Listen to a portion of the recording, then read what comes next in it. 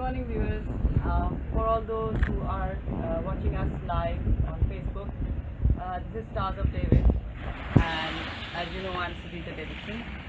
This is the first event that we're going on live, and I pray that everybody receives their blessing from this channel, because all I want is that the name of God be glorified, His name to be praised, and He is the only one to be adored and worshipped, and this is the sole purpose of this Facebook page, and nothing more than that.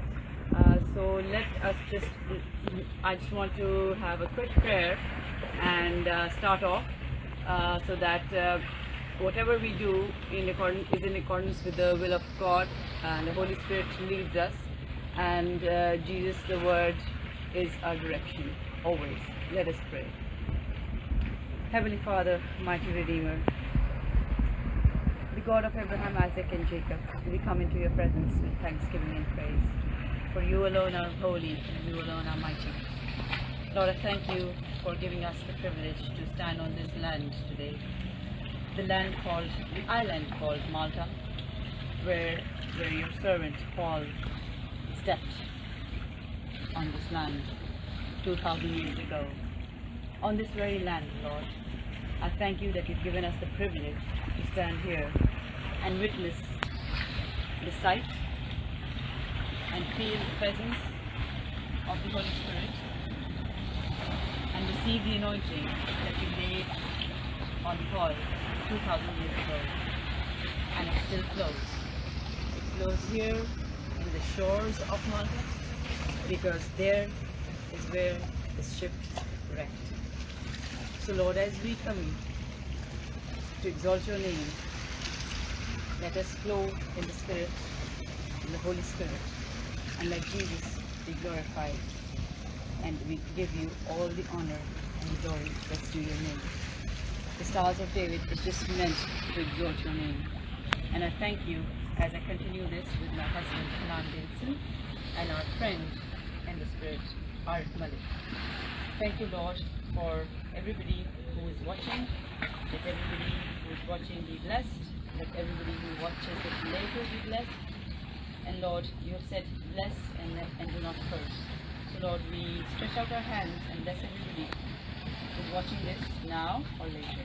And we ask this in the only name that we know, our Lord and Savior, Jesus Christ. Amen. Hanan, would you be kind enough to share the history? जी good morning. मैं सबसे पहले सबको कहूँगा कि हम इस वक्त एक बहुत ही खूबसूरत आइलैंड के ऊपर खड़े हैं जिसका नाम माल्टा है। और जैसा कि हम सब जानते हैं कि हाँ, ये एक कंट्री है, बहुत सारे लोग जो हैं यहाँ पर ट्रैवल करते हैं, लेकिन बिब्लिकल सिग्निफिकेंस से जो है वो मैं कुछ लोगों को बताना चाहता हूँ कि इसका बाइबल में भी जिक्र है, और ये कि माल्टा जो है ये एक क्रिश्चियन कंट्री है और यहाँ पर एक बहुत बड़ी पॉपुलेशन जो है वो क्रिश्चियंस की है। तो मैं स्टार्ट में जो है एक्ट्स चैप्टर 27 और उसकी 7वीं आयत से मैं स्टार्ट करूँगा, जहाँ से हम थोड़ा सा 27 से मैं स्टार्ट करूँगा। और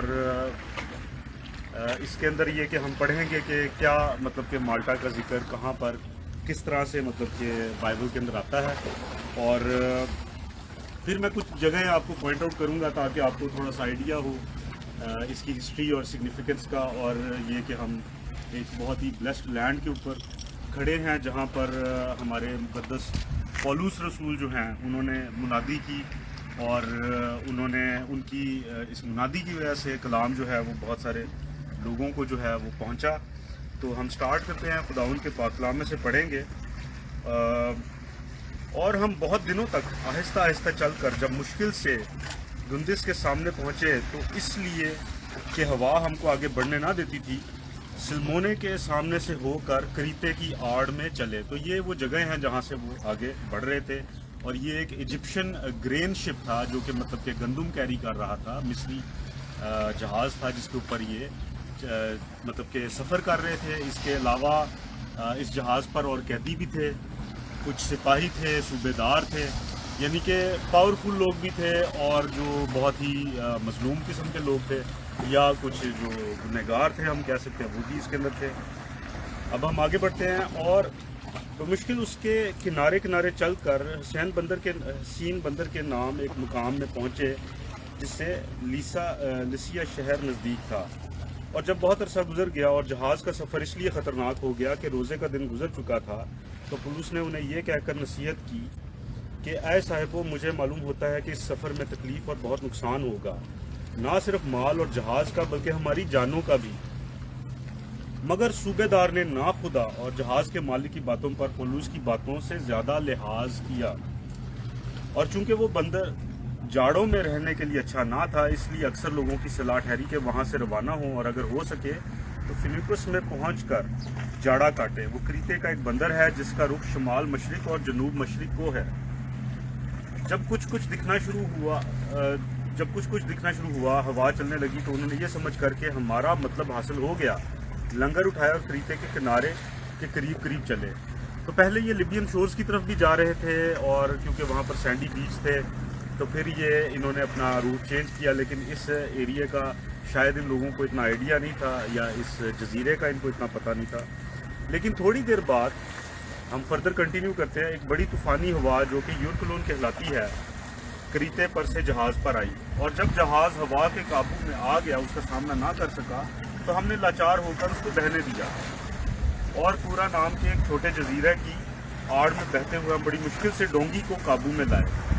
और जब मलाह उसको ऊपर चढ़ा चुके तो जहाज़ की मजबूती की तदबीरें करके उसको नीचे से बांधा, और सूरज के चोर बालों में धंस जाने के डर से जहाज़ का साजो सामान उतार लिया और इसी तरह बहते चले गए ताकि उसका जहाज़ का वेट जो है थोड़ा सा लाइट हो जाए। मगर जब हमने आंधी से बहुत अचकोले खाए तो दूसरे दिन वो जहाज़ का माल फेंकना शुरू, मतलब कि उसको और लाइट करना शुरू कर दिया उन्होंने। और तीसरे दिन उन्होंने अपने ही हाथों से जहाज़ के आलात व असबाब भी फेंक दिए, मतलब कि फर्दर फिर उन्होंने और उसको लाइटन करना शुरू कर दिया।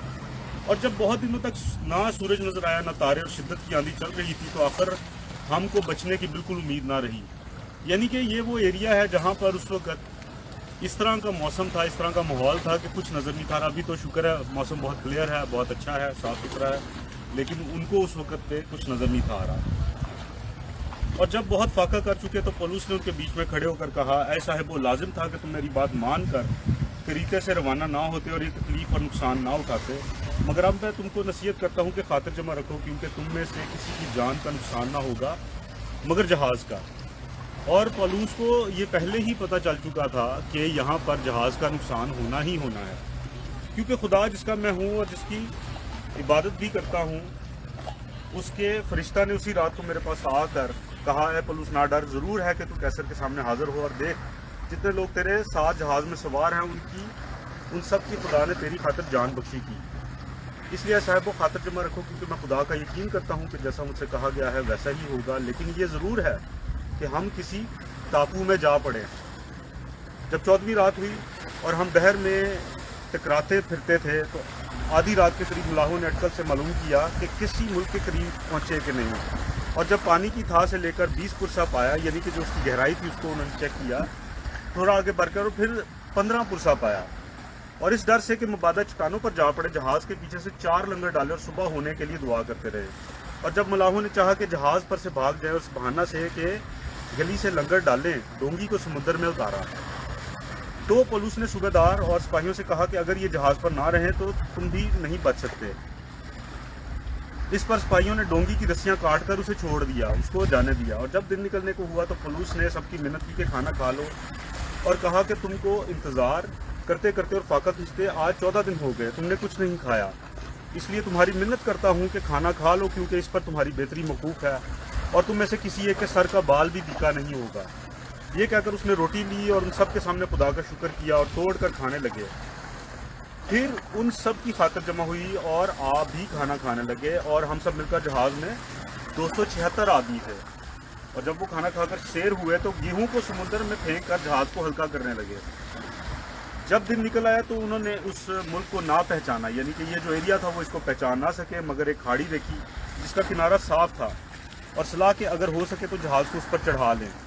बस लंगर खोलकर समुद्र में छोड़ दिए और पतवारों की रस्सियाँ खोल दी, और अगला पाल हुआ हवा के रुख पर चढ़ाकर उसके किनारे की तरफ चले। लेकिन एक ऐसी जगह जा पड़े जिसकी दोनों तरफ समुद्र का जोर था, और जहाज़ ज़मीन पर टिक गया बस गली को धक्का लगा कर फंस गई, मगर दुम्बाला लहरों के ज़ोर से टूटने लगा।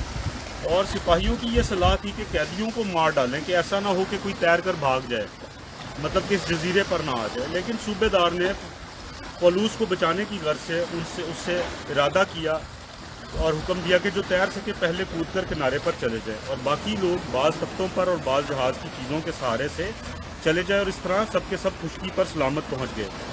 अब मैं अगले 28वें बाब की तरफ आता हूं। जब हम पहुंच गए तो जाना कि इस टापू का नाम मिलते है, ये उर्दू बाइबल के अंदर मिलते हैं, जबकि जो इंग्लिश की बाइबल है उसके अंदर इसको माल्टा का नाम लिखा हुआ है, जो कि आज तक इसी नाम से ये माल्टा जो है ये पहचाना जाता है। और उन अजनबियों ने हम पर ख़ास मेहरबानी की, क्योंकि मी की झड़ी और जाड़े के सबब से उन्होंने आग जलाकर हम सब की खातिर की। आग जलाकर हम सब की, क्योंकि सर्दी थी, जाड़ा था, तो आग जला के उनकी बॉडीज़ को गर्म किया गया। जब पौलुस ने लकड़ियों का गट्ठा जमा करके आग में डाला तो एक सांप गर्मी पाकर निकला और उसके हाथ पर लिपट गया। ये सांप जो था ये वाइपर था, जो कि एक बहुत ही ख़तरनाक किस्म का और जहरीला सांप होता है। जब ये किसी को काट लेता है तो इंसान जो है बच नहीं पाता। उस वक़्त उन अजनबियों ने उस सांप को उसके हाथ से लटका हुआ देखा तो एक दूसरे से कहने लगे कि बेशक यह आदमी खूनी है, अगरचे समुंदर से बच गया तो भी अदल उसे जीने नहीं देगा। यानी कि वो ये सोच रहे थे कि बस इसकी मौत पक्की है। बस उसने उस सांप को आग में झटक दिया और उससे उसको कुछ ज़रर ना पहुंचा, मगर वो मुंतज़िर थे कि इसका बदन सूज जाएगा या ये मरकर यका या गिर पड़ेगा। लेकिन जब देर तक इंतज़ार किया और देखा कि इसको कुछ ज़रर ना पहुंचा तो ख्याल करके कि ये तो कोई देवता है। यहाँ पर मैं इसको एंड करता हूँ। मैं आपको कुछ चीज़ें बता दूँ कि माल्टा की जो हिस्ट्री है वो तकरीबन 5900 साल पुरानी है, ठीक है।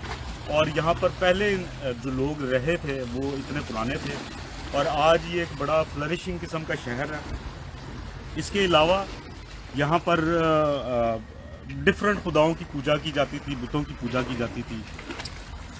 सिग्निफिकेंस जो है इस जगह की वो ये है कि जब पौलुस रसूल जो है उनका जहाज़ जो है शिपरेक हुआ, तो मैं अब आपको पॉइंट आउट करूँगा